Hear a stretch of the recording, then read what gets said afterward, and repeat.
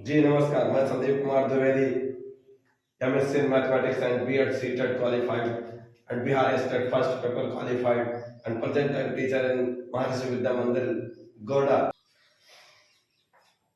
दो क्रमागत धन पूर्णांक ज्ञात कीजिए जिनके वर्गों का योग 365 है। दो क्रमागत धन पूर्णांक के लिए जो पहला धन पूर्णांक होगा उसको हम x सपोज करेंगे। क्रमागत दिस मींस लगातार की धन पूर्णांक, तो उसके लिए दूसरा जो धन पूर्णांक हो जाएगा x + 1 हो जाएगा। तो माना पहला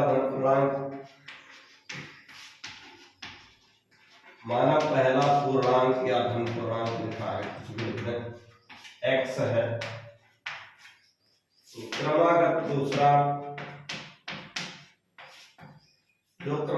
दूसरा धन पूर्णांक हो जाएगा x + 1 होगा, क्योंकि क्रमागत लगातार होता है, लगातार के लिए हम 1 ऐड करते हैं तब हमें मिलता है। फिर जैसा कि बुक में लिखा है अकॉर्डिंग टू क्वेश्चंस लिख लेंगे। क्वेश्चन के अनुसार क्रमागत धन पूर्णांकों का वर्गों का योग दिस मींस पहले का वर्ग करेंगे प्लस दूसरे का वर्ग करेंगे, इनके वर्गों का योग 365 दिया है। जब वर्गों का योग 365 दिया है तो पहले इसको सॉल्व करेंगे। तो जब क्वाड्रेटिक इक्वेशन बन जाएगा, क्वाड्रेटिक इक्वेशन को सॉल्व करके x की वैल्यू फाइंड कर लेंगे। जो x की वैल्यू मिल जाएगी वो प्रथम धन पूर्णांक होगा। x में जब हम 1 ऐड कर देंगे तो दूसरा धन पूर्णांक मिल जाएगा। इसी तरीके से इसको सॉल्व करना है।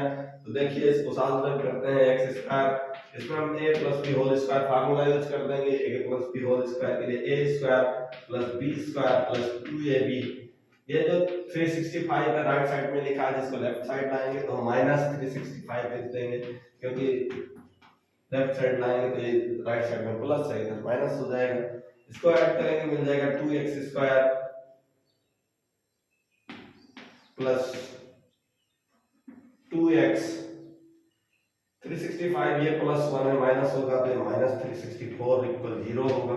अब देखते हैं कि पूरे इक्वेशन को आप 2 से डिवाइड कर सकते हैं। जब 2 से डिवाइड कर देंगे तो थोड़ा सिंपलेस्ट हो जाएगा, आप आसानी से फैक्टर कर पाएंगे। इसके लिए पूरे इक्वेशन को 2 से डिवाइड कर दे रहे हैं। जब 2 से डिवाइड करते हैं तो यहाँ x² + x माइनस इसको डिवाइड करेंगे 2 1 जा 2 8 जा 2 2 जा 182 = 0 मिल जाएगा।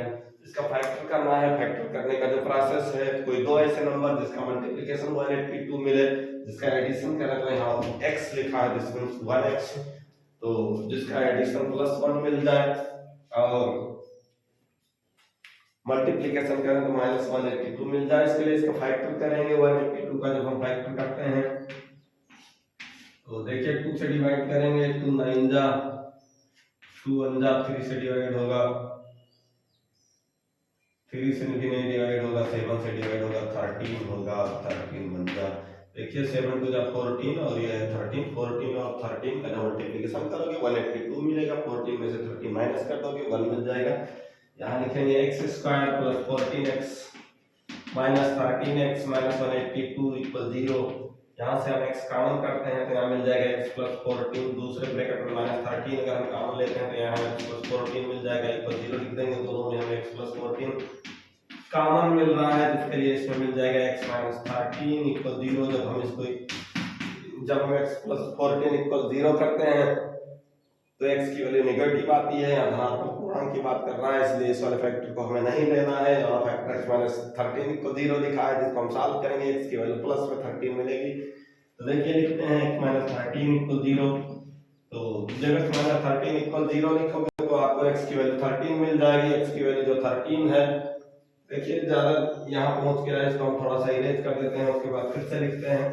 तो जब x - 13 = 0 लिख देंगे तो x की वैल्यू 13 मिल जा रही है। जो 13 होगा, यहाँ पहले पूर्णांक को हम x सपोज किए थे, तो जो 13 मिल जा रहा है पहला पूर्णांक मिल जा रहा है। क्रमागत दूसरा पूर्णांक के लिए क्रमागत दूसरा पूर्णांक अगर आपको फाइंड करना है तो इसके लिए x + 1 दिस मींस 13 + 1 करना है तो 14 इसका क्रमागत दूसरा पूर्णांक हो जाएगा।